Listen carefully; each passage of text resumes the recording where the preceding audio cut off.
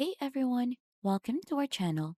In today's video, we'll learn how to delete watch later playlist on YouTube.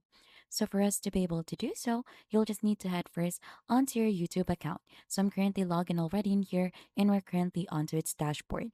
So here onto its left side, you should be able to find in your watch history or watch later in here.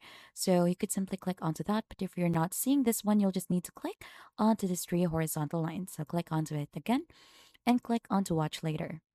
Now, as you can see, I have some videos in here. So you could go ahead and remove each one of this in here, like this one. Click onto the three dots here and remove from watch later.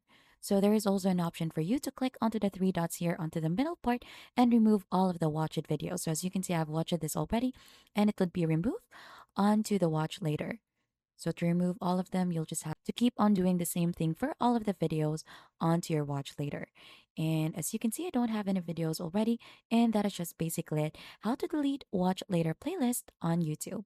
And if you think this has been helpful to you, then don't forget to hit the like, subscribe, and we'll see you on to our next video.